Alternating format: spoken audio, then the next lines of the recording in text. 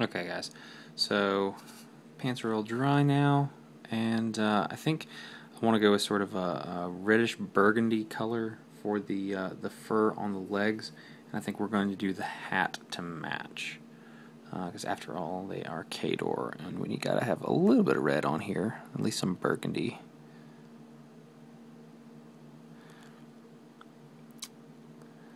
I was just thinking that if we don't get something other than just plain dark brown on the lower half of this model, it's going to be very boring. So we gotta spice it up somehow here. The light is just not getting down in there. Okay.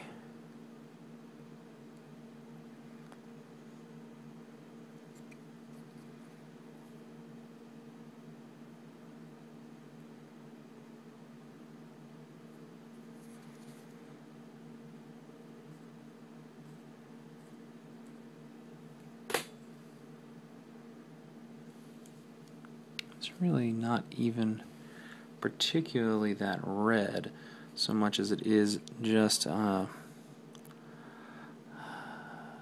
different shade of brown.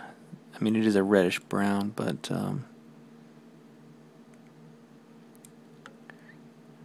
it's not going to clash with the rest of the model, hopefully.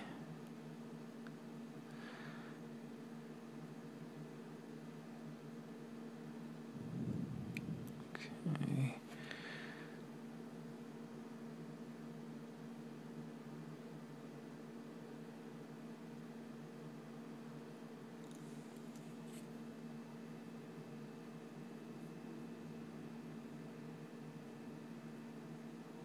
Okay.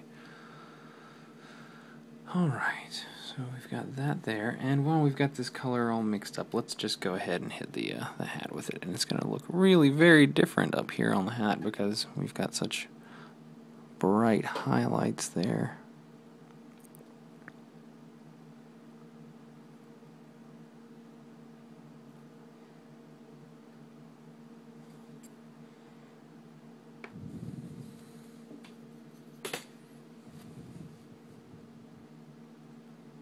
I really just sort of jabbed him in the top of the head.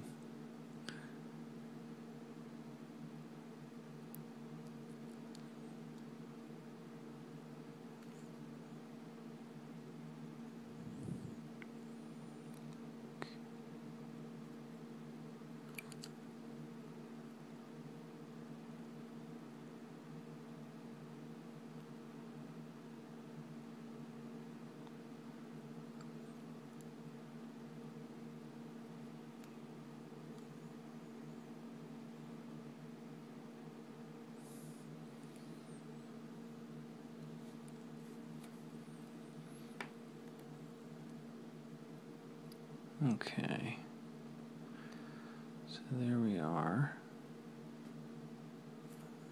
Got that. I'm not really sure how I'm feeling about leaving that quite that bright.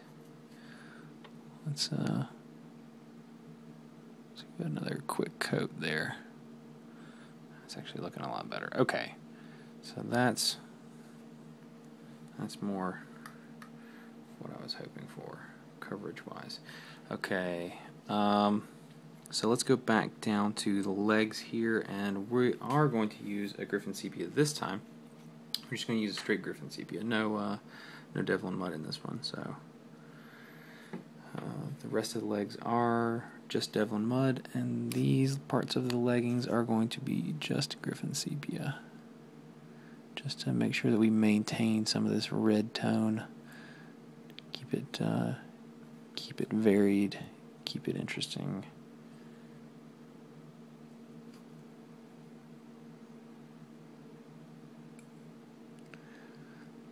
They're also not trying to get it particularly bright down here. The brightest part on these leggings is probably going to be this area right here where this leg is kicked out, and we'll deal with that during the highlighting section of the leggings. Okay, so got that bit, and now I think the hat is dry enough to wash. Okay.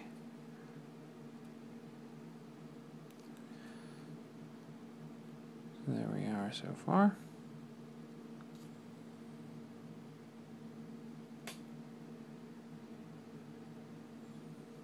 Okay. Okay, guys. So let's go ahead and do the highlighting on the reddish brown parts of the legs here and the hat. We're going to be using a mix of bootstrap brown from the P3 line and the 1-to-1 ratio to Mechrite red base color. We're going to make sure to water that down so that we don't have too much of the super opacity that the GW base colors give. So let's start up here.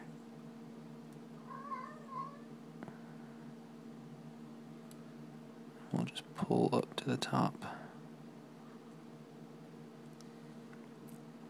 I know this looks really bright right now, but we're going to go back over with a little bit of a wash. And I'm not going to go any further around the leg than that because I don't want too much of a highlight around the back side of the leg. And we're going to do the same on the other leg here.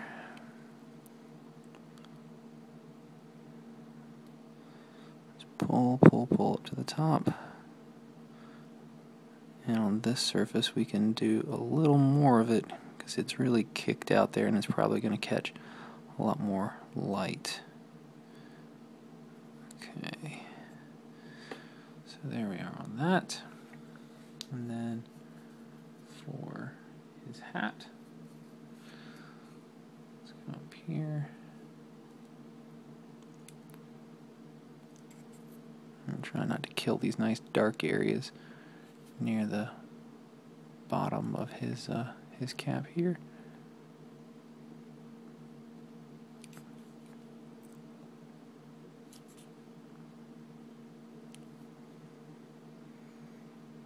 Go around the top lip.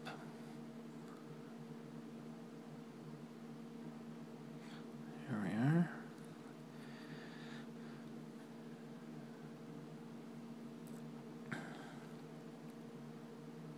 Okay. All right. So we got that now. And let's do one more layer of highlights here. And we're gonna do same color, just slightly more Mechrite red in it, and we're just gonna start right up here at the top. And there, and we're not going to go any further around it.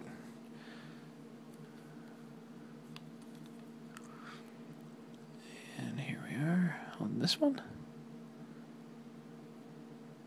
And that's all for that one.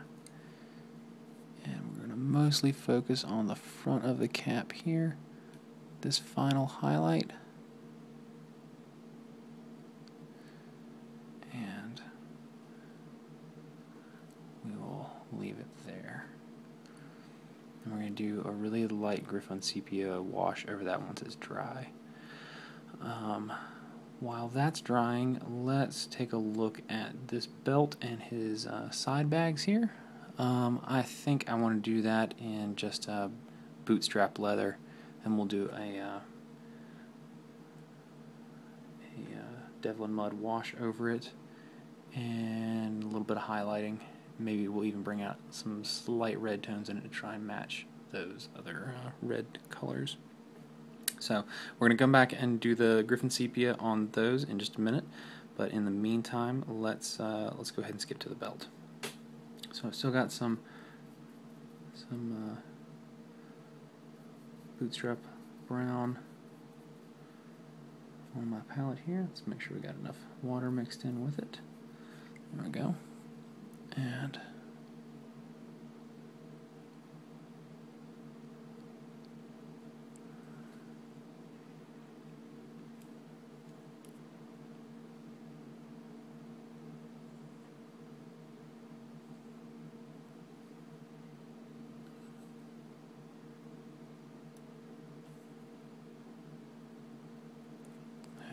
are. Ooh, ooh, ooh. Okay, so we've gotten some bleed over into this seam here, so there we go. Alright, so we're going to suck some of the paint back out with the brush. We just washed the brush out and dried it off somewhat, and we're able to pull some of that color back out of that crease. Okay, so we're doing okay there. Alright. I think maybe I watered the paint down a little too much. Or either that or I just got too close to that edge. So let's get this next box. And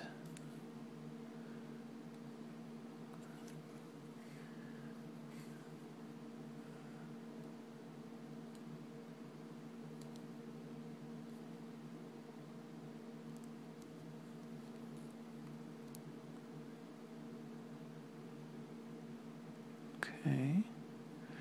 We got one more right here on the front that is sort of under that axe. Let's be careful not to get too much on the axe or to slip and get it on the already painted areas.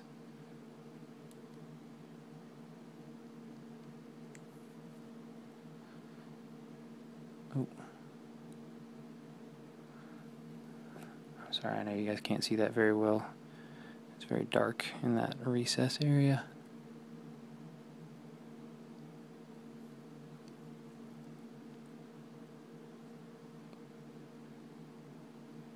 Okay, there we are.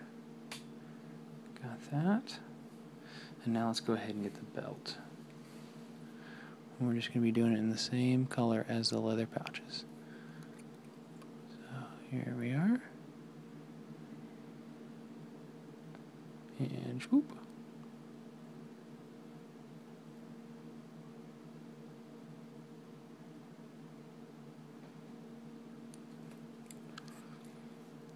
All right.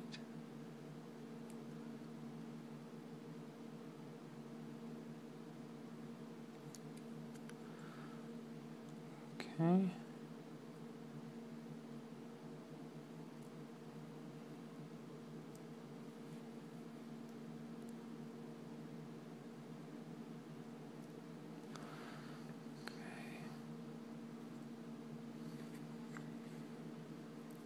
Boy, the area under there really is very dark. But that is what we want. We want the parts that light won't be hitting to be exceptionally dark on the model to make the parts that are light stand out that much more. Something this small, it's all about contrast. So standing here with this arm right here over this very, very dark area underneath makes it seem like it's standing out even more. It's very, very three-dimensional and adds volume. We've got a lot of light up here and not very much light down here. So certainly makes the model more interesting visually. So okay, then we've got those, and